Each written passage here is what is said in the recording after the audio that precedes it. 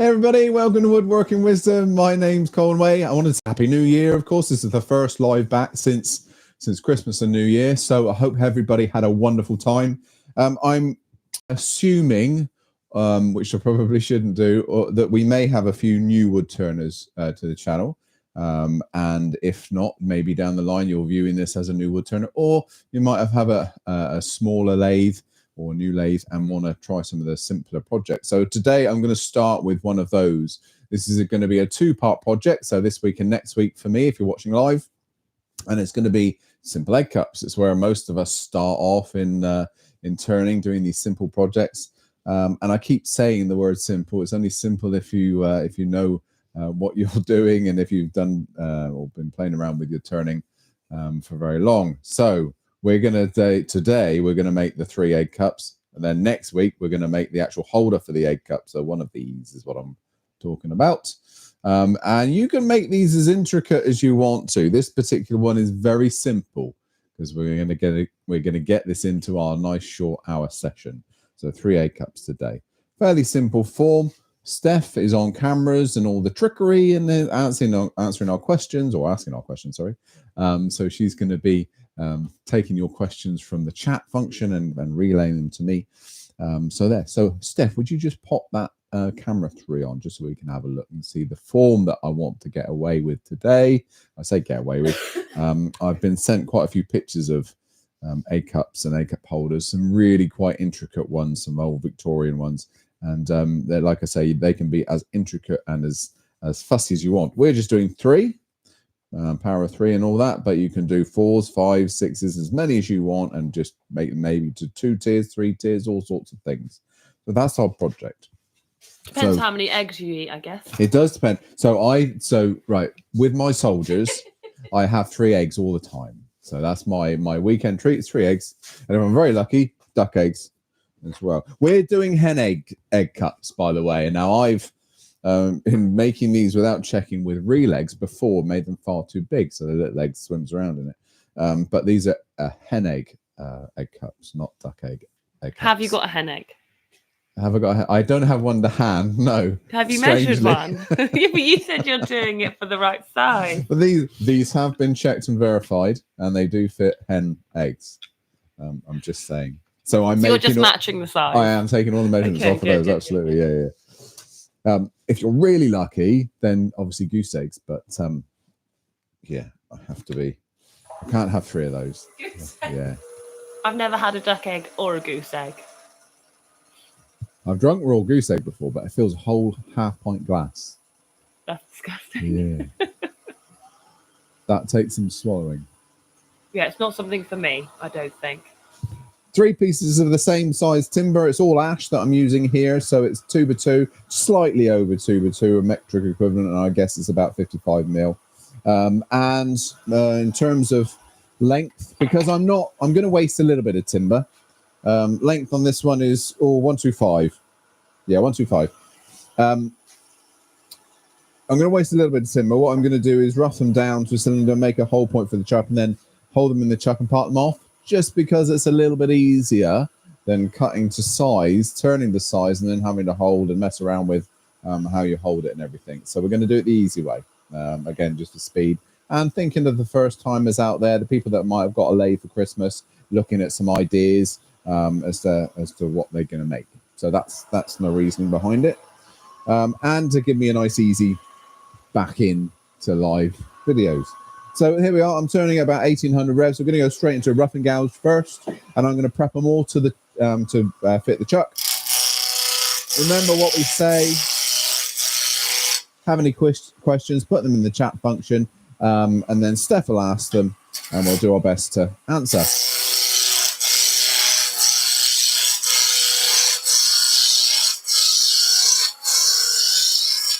There we are. So just roughing down the size. I've got my calipers set up here ready. So I'm going to go with a beading and parting tool. I'm going to set a little foot here to hold in the jaws. And then I'm going to clean up the underside.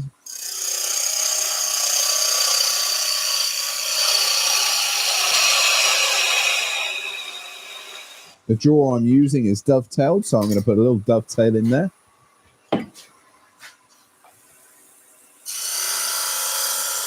we are. Take that off the lathe onto the next blank. So one. Really pretty ash, this. A little bit of an olive streak running through it.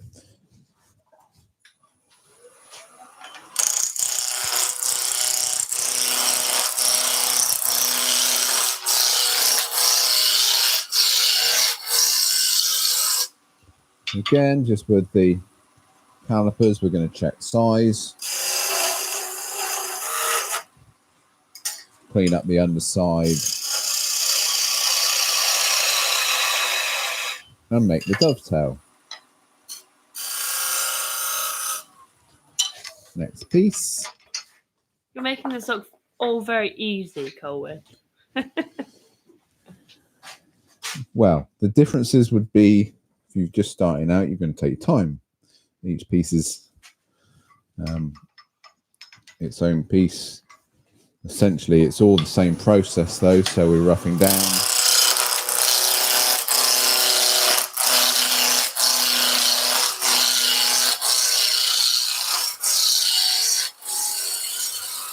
So you rough down, you size.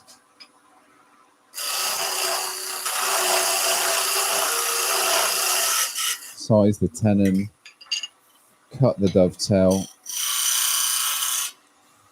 clean up the underside. Always important to clean up the underside, otherwise it'll get thrown off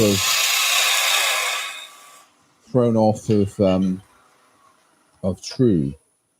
So now let's pop those tools just out of the way for the minute. So that's our first process. So yes, I did do that rather quickly, but hopefully the beauty of doing lots of the same thing is that you get that muscle memory build up, and you'd be surprised. It doesn't take long, and you start understanding things.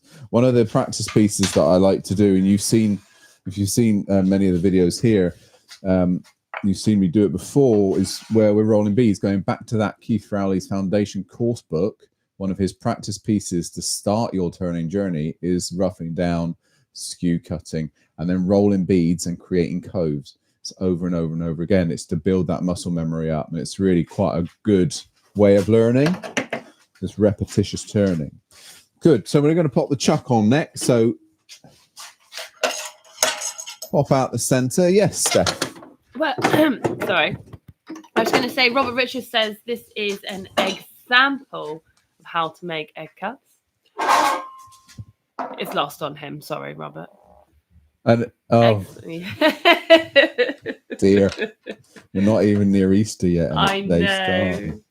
So they're all coming in now with the egg jokes. This is not an enormous project then from Frederick. That was a bad joke from Fuller. Dear. So they're on it today. I just wanted to remind you that somebody, one of our regular watchers before Christmas, asked what your German toy book was called. Have you remembered to find out? So we spoke as well. Done it? And sent some pictures and all that sorts of stuff. It's not going to help everybody watching at the moment, but I have got them on my phone without going to get my phone. So you're going to remind me after this, and we will put that up again, as I keep promising. But yeah, the person asked the question, we did speak. And I've good, I'm glad. As long as you've done it. Yeah, all done. Just here to hold you accountable. Okay. I don't need anybody else. I've got a wife for that. Carry on. All right, lathe speed to 0, turn the lathe on. Because we've added the chuck and we've added lots of things to it. You could, if you wanted to now, bring the tailstock into play, but I've got good secure holding there, and I want to be able to get around to hollow the egg cup out, so I'm not going to. So two things I've got set as in measurements here. We've got the overall diameter done by calipers, and I've got the overall length of the piece done by dividers. We're going to mark that. Once we've done that, it's just sort of a case of joining the dots. The other measurement that I want to make sure, though, is the depth is the same on both. So we want to have the same opening, of course. And if I work to the within the perimeters of the outside diameter, then it's pretty difficult to get the inside diameter wrong. If you look at the wall thickness, you can pretty much judge that by eye. But you could, again, use a set of dividers to mark that out if you wanted to as well. We won't. My depth gauge is going to be a depth finder. So it's one of those. Okay, and I think I've still got that set from the previous eggs, but we'll mark it just in case. So then double check that. So just nice and easy, pop straight to there. That gives me my depth, which in this case is 20 millimeters. So 3/4 of an inch-ish.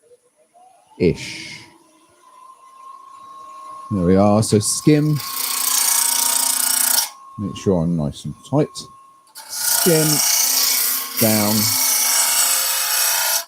to a true cylinder. Now we can go back to the calipers. Back to the beading and passing tool.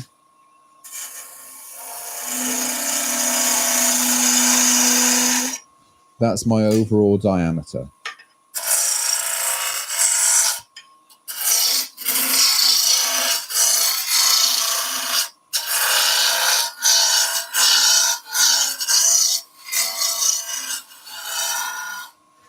That'll do. My overall length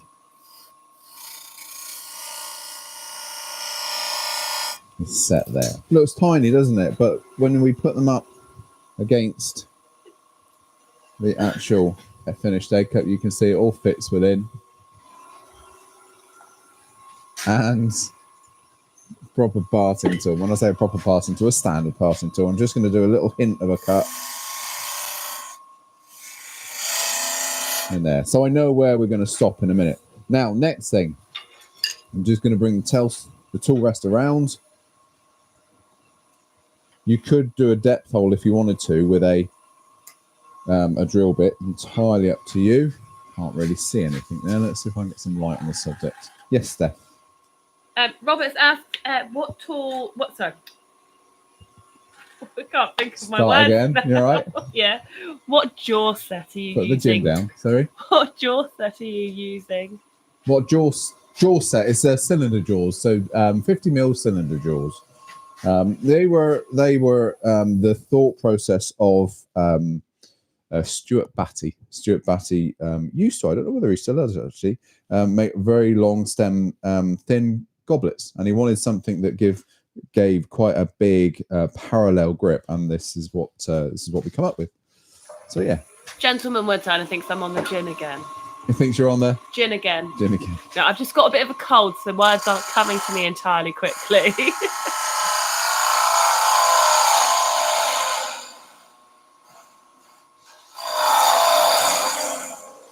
There we are. So we're not going in very deep. 20mm.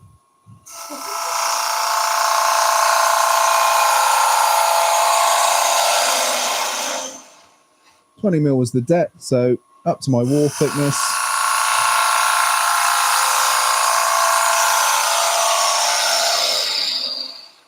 There we are. Now this is going to please everybody.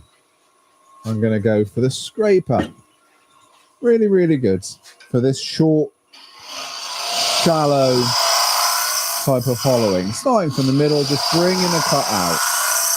Let's just have a quick check to make sure we're at the right depth.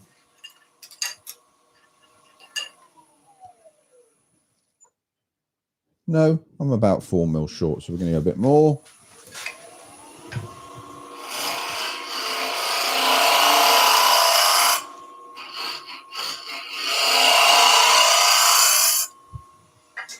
Stop and double check again. Happy with that. That's good. Right, now let's make a mark. So we know that's the bottom of the inside, so I'm going to bring that mark out here. And this would be the same if you were making a goblet. Exactly the same process we'd go through. So that's my do not pass line. I'm going to create a wall thickness right there. And now we can start actually do the shaping. So let's go down a bit in depth. First, I'll do that with a parting tool.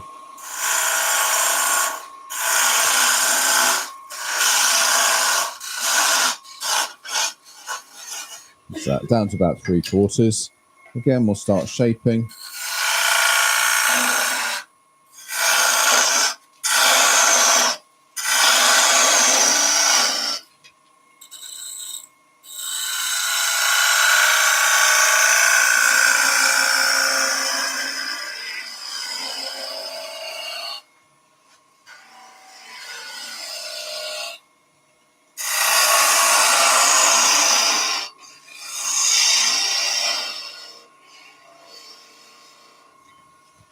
There we are. You can, if you want to, of course, you can put some decorations in these types of things. They're quite sturdy. So you'd get away with using a decorating elf or something like that. We'll go down a little bit deeper now with the parting tool.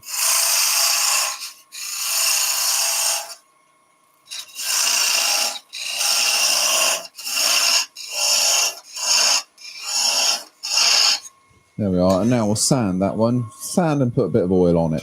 So look, that's the basics of it. The next two are going to be just copying what we've already done and trying to get them as similar as possible. But I'm going to sand and oil these, so we'll do all three like that. Yes, question, Steph. Cliff has asked, would you be able to use O'Donnell jaws for this type of project? Sorry, would I? Would you be able to use O'Donnell jaws? Yes. Yeah. Go with the bigger ones, Cliff.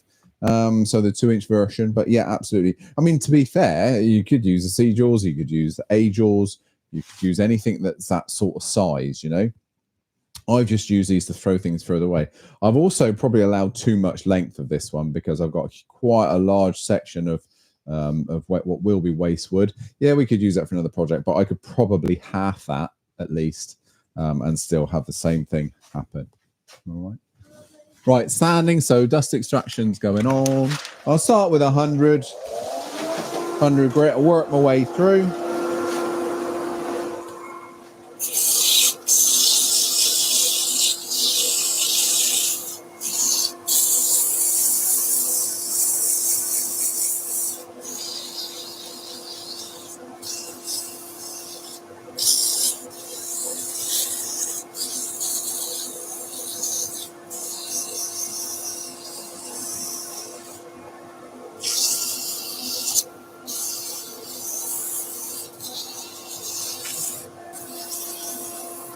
There we are. Once you've done all the main work with the 100 or the coarser grits, then you can work your way through.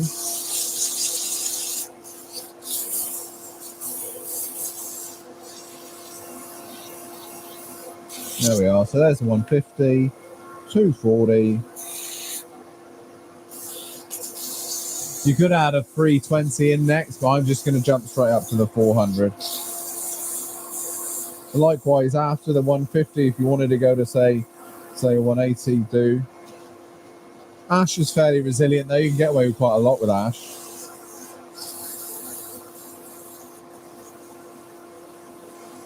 There we are. That'll do us. A little bit of oil. I'm using food safe oil for obvious reasons. This one that I'm using is the chestnut food safe.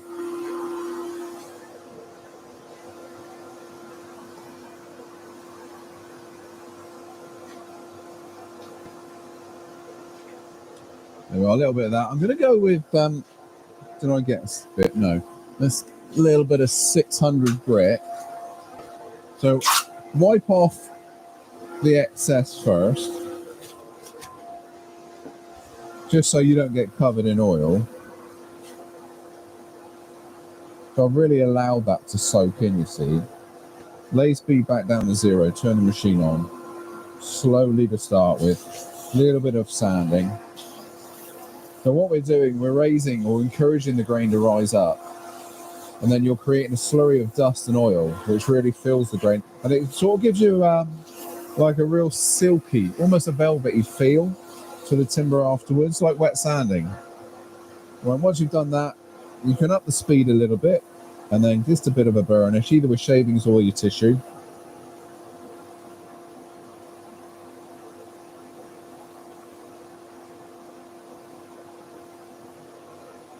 There we are. We can go off a minute. We'll adjust the tool rest and we'll part this one off. Lovely bit of timber, this one. Lots of colours. So let's part off.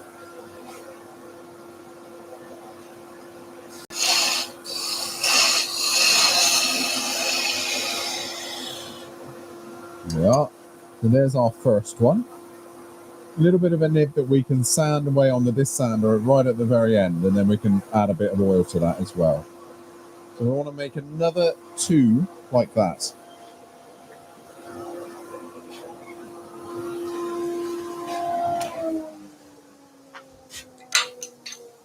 I've got a question here from Frederick. Yes. Yes, he has asked, is ash okay for washing? wet wiping kind of dishwasher. Is it okay for that or not? Yeah. So I've done none of my wooden utensils I put in the dishwasher. They're all hand washed, and I've got egg cups that I've had probably for a good 15 years that are in and out of the soapy water, and they get submerged overnight, all that sort of stuff, and it's not really a biggie. Both in ash, in beech, and I've got some maple ones as well that I've used for a long time. So yeah, it hasn't caused any problems. Occasionally I'll get one split, but very rarely. And if they're going to split, they're going to split right at the beginning of their life. The old ones, they're there forever, sort of thing.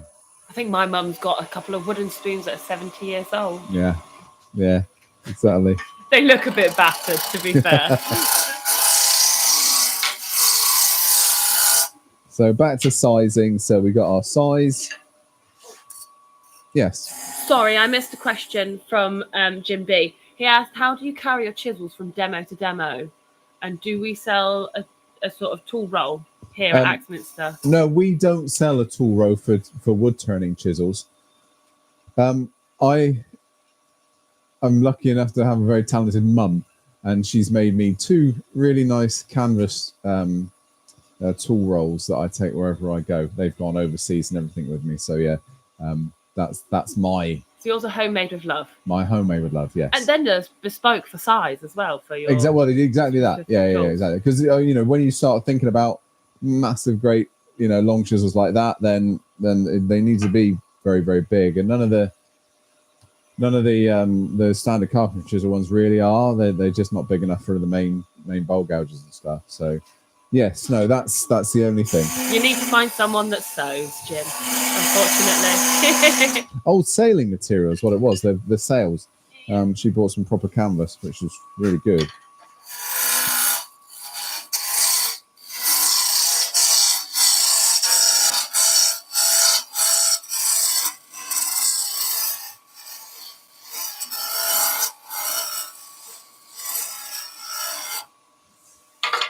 Right, we've got the diameter, so then we're going to do the length, and then we're going to put a little cut in with a parting tool. Don't go too deep at that point, because if you do, you're gonna sort of compromise the integrity, and it'll start vibrating a little bit too much. So tool rest comes around. Sorry, Jim B said, "Can you borrow your mum for the afternoon, please?" There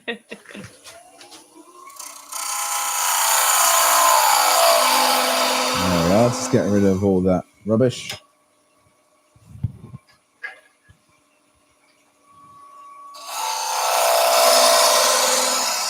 So we're just going to hollow.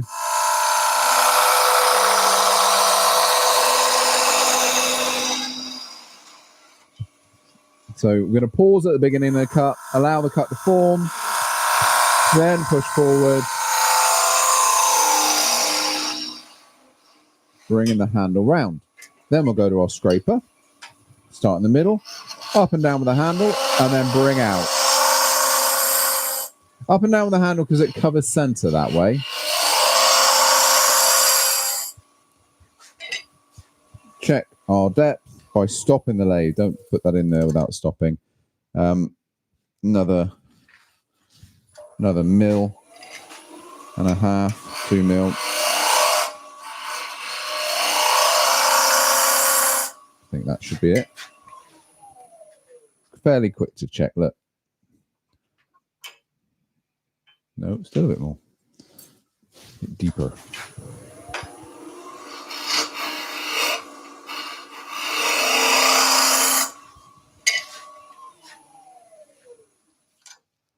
That's it. We're going to mark. Again, we're going to do our wall thickness. And you're getting the idea now. We're going to do a parting tool cut down to that rough 3/4 of an inch, 19 or 20 mil.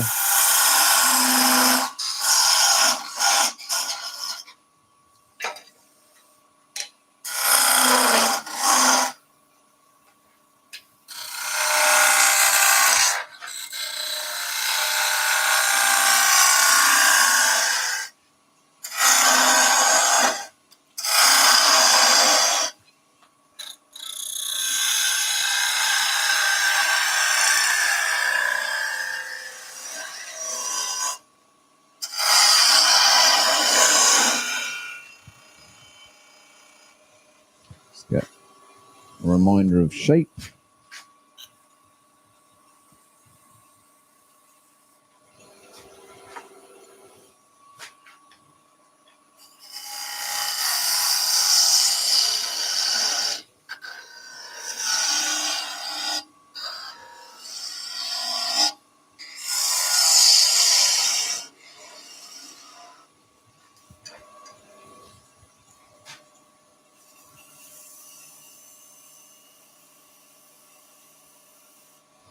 Yeah, we're nearly there. One more little tweak. Right there. Then we'll sand. Jenny is on, and she missed the beginning. She's asking how deep you're going. Was it 20 mil? 20 mil. 20 mil, Jenny.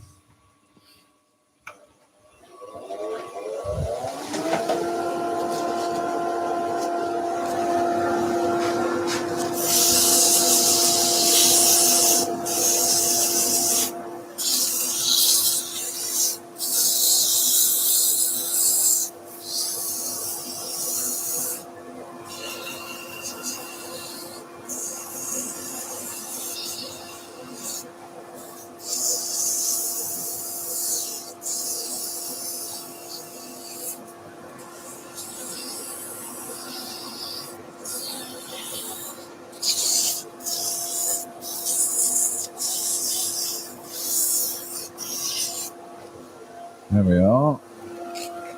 That's the 100.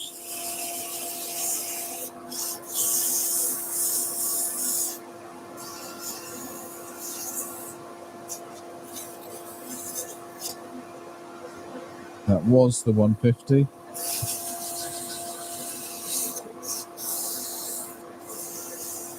$240.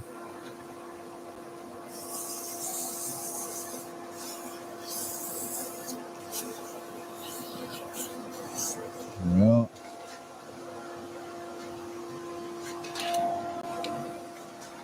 Little bit of oil without the lathe running.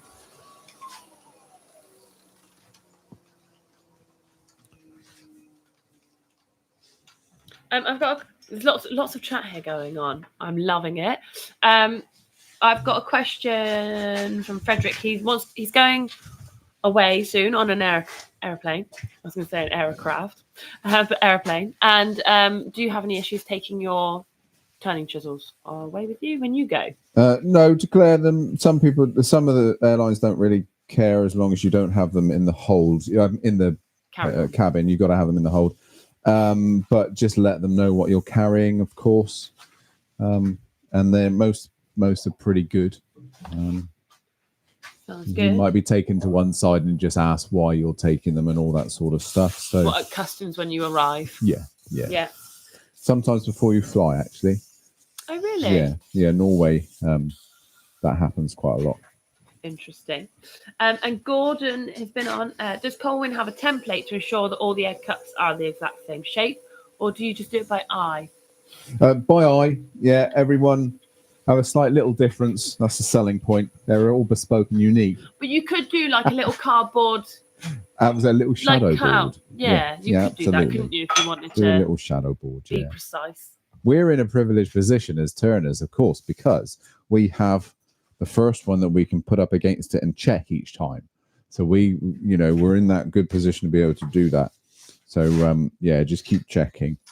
And the other thing, make sure you get those first two measurements right: the diameter and the length, the overall length. Everything in between that, you can sort of, on this sort of scale of project, pretty much guesstimate.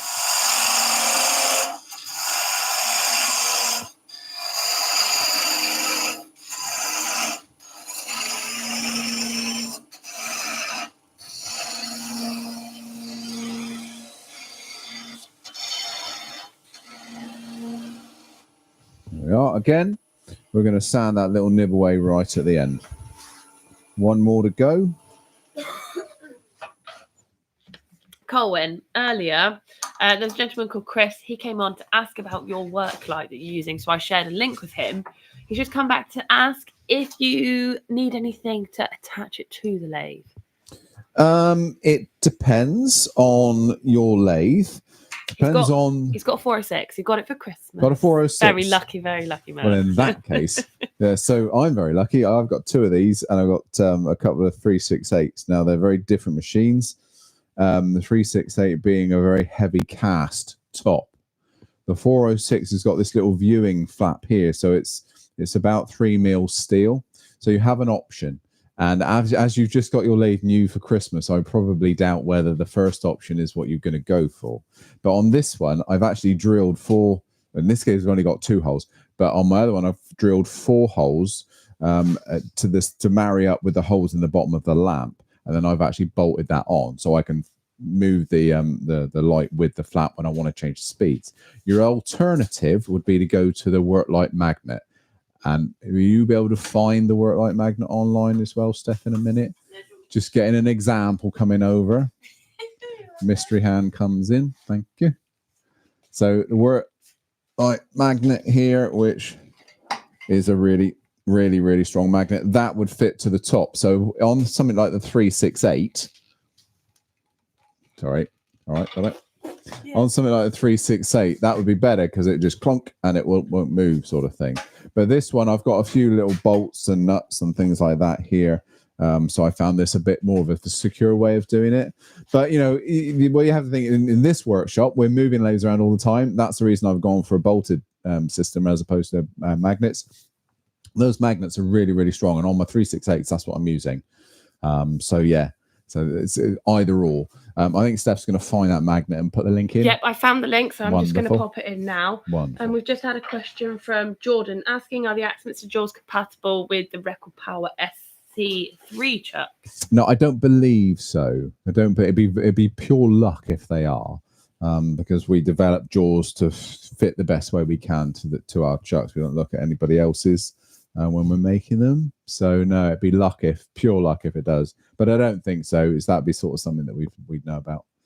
So and that's it for now. That's it for now. Let you carry on with the demo. Cool, lovely. So back to the same process. You're getting an understanding by now where we're going, what we're doing first. So we're going for diameter again.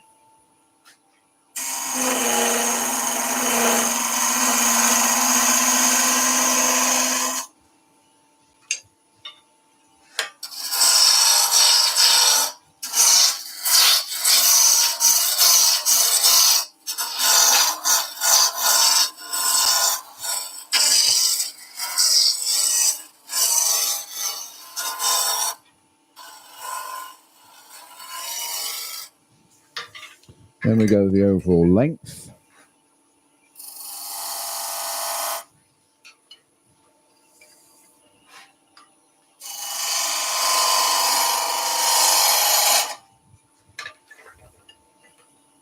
And we're going to just hollow out the center to that 3/4 of an inch or 20 mil.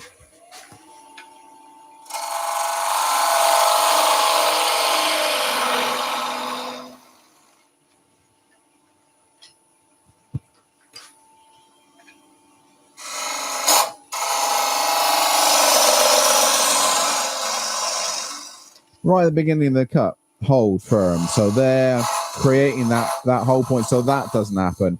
If you're getting a lot of that twitching away, then turn the flute over. So at the moment, I've got the flute facing towards my 2 o'clock. Turn it right the way over to 3 o'clock. Create a nice solid wall and then push through.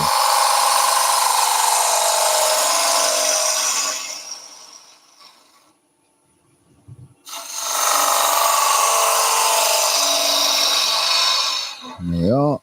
A little bit of scraping.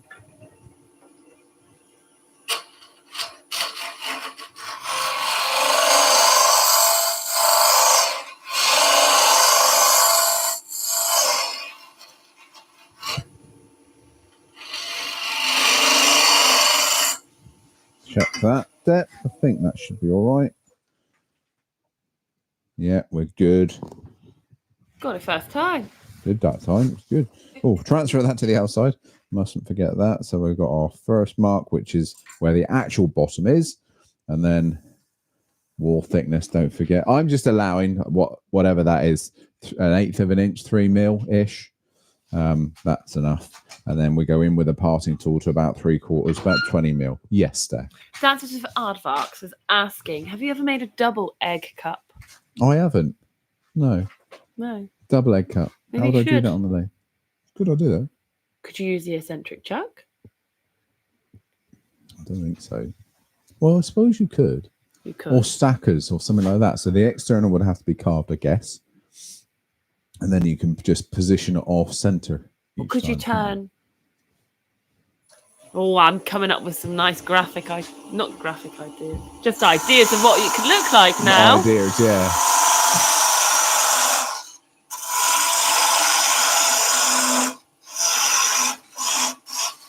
Keep coming in with ideas, because I don't know how many years we've been doing this now, a few. And we have to come up with a different idea or try and get different ideas every single time. Or variations on ideas and things like that. And Steph's quite a stickler for, we've done that before, you can't do that. So keep coming up with some ideas and we'll try our best to do them. You say it like me being a stickler's a bad thing.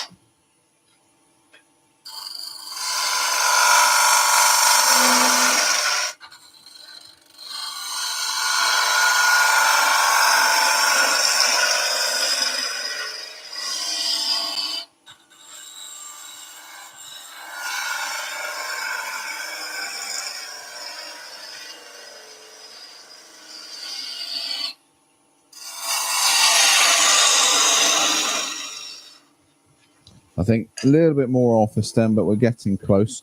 Always check the first one you made, not the second one or third one. Yeah, a little bit more from here. Look, a little bit thinner in the stem.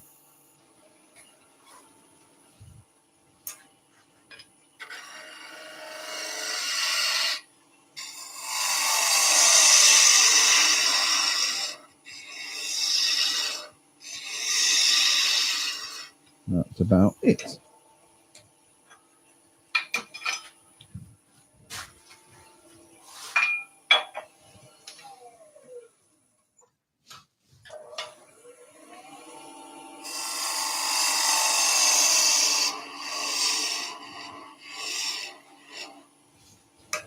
That's about it. Yes, Steph.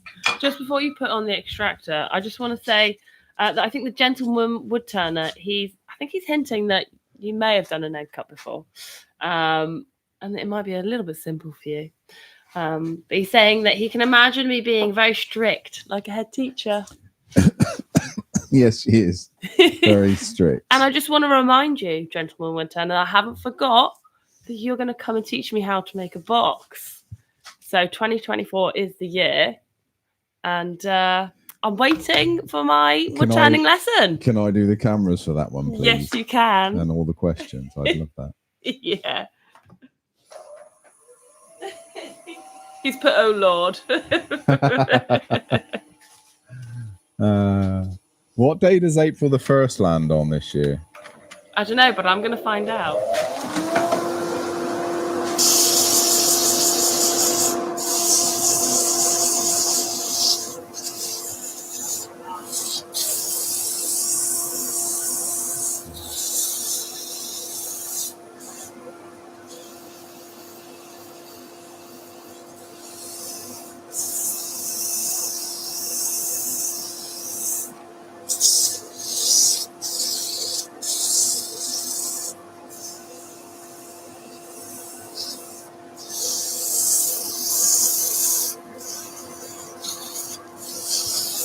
Right, 100.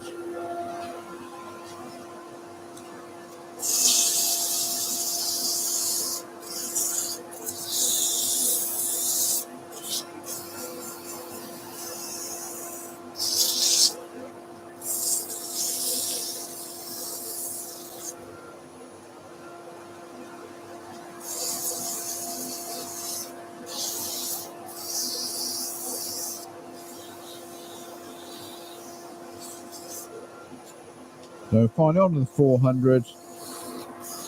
Now, you know, I'm rushing a little bit here.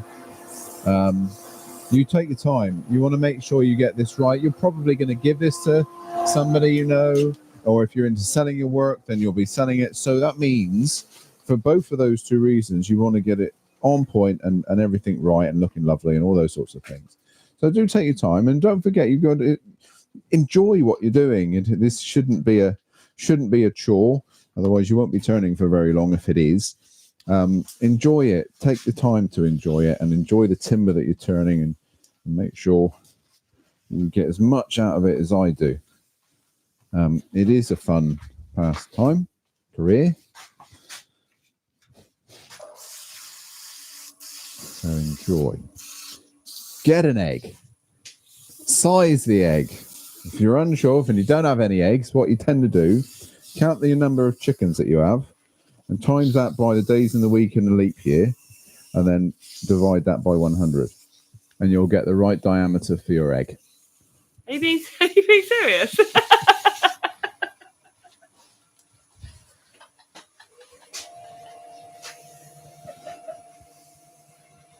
I would love it if that were true. That would be brilliant.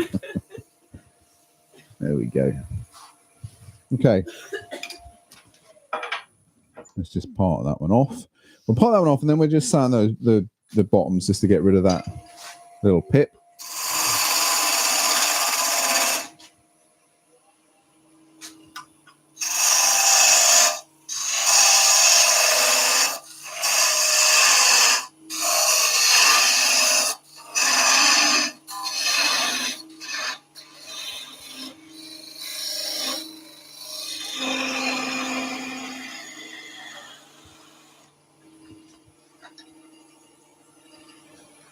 That only works in metric, though. Doesn't work imperial. Aardvarks asked, he missed the bit where you said about the diameter of the cup. What was the diameter? I can't remember. You're going to have to find out, Colwin. The diameter of the cup is, I'll measure that, because I said it fits hen's eggs, but I haven't told you what. Well, I think before you just showed the calipers, not the actual.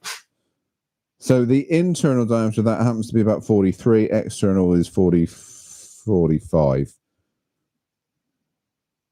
That can't be right. Yeah. What's the wall? Is the wall of the wood is only a mil each side? At the very top, yes. At the very top. Really? You can see. See if I show the camera. It's a large mil.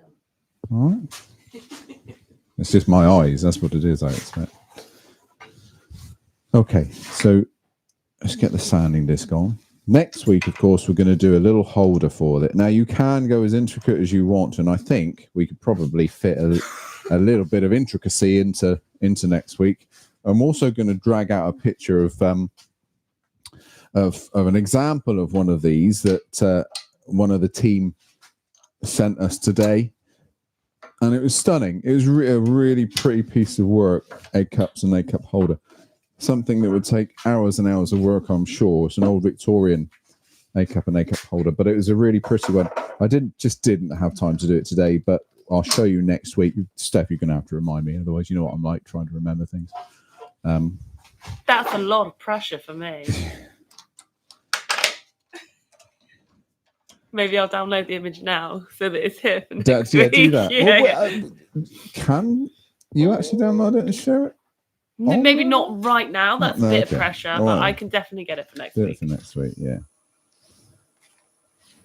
Okay. Between myself and Steph, we do struggle to remember things.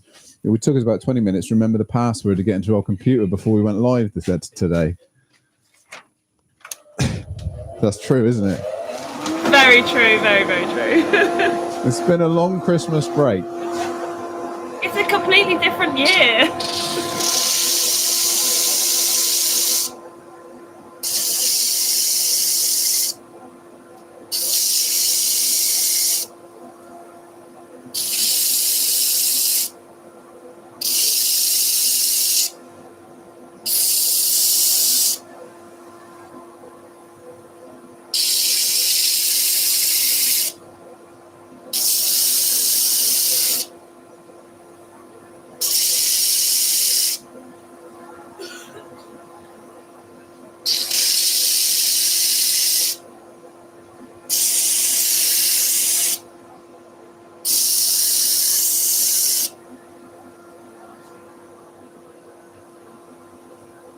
Don't want to sound too much away. I want them to be the same height.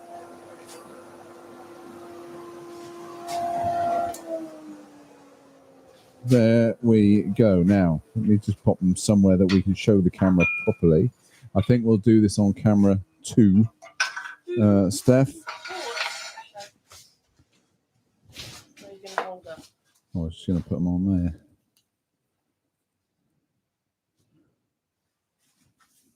Ish. One's definitely prettier than the rest. It is. That's the one I'm taking home. There we are. So what a lovely little project that is. Now, next week, of course, we're going to do the holder to fit our eggs on. So let's move those out the way. We're going to do that one.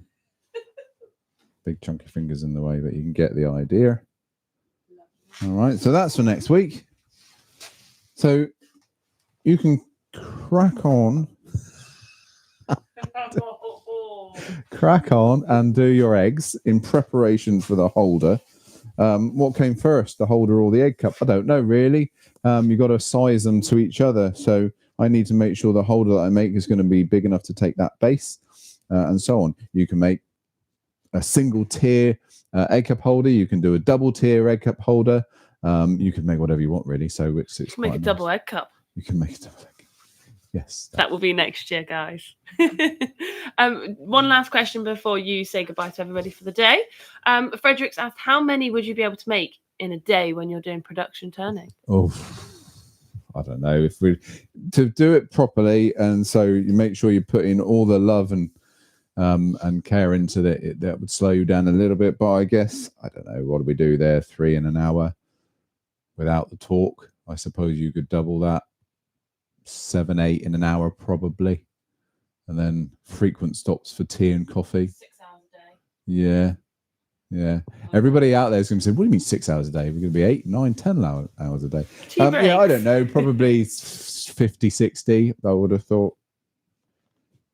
Yeah, not too at all and all. But we say all this, it doesn't matter how many you do a day. If you want to take all day and do one, it makes no difference whatsoever. Make sure you're enjoying yourself, what you do, your cuts are performing well, your chisels are sharp, and by the end of it you would have accomplished something, and you should be happy with what you've accomplished.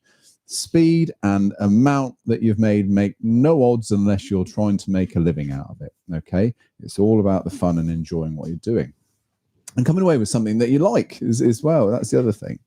So no, please do not rush and try and do things quickly. It doesn't make any difference at all. I just do this so I can get it within the hour and so you can see what we're doing. So there. Any more questions? That's everything. That's everything. Cool. So the holder next week. So that's next Tuesday. We'll do that again live.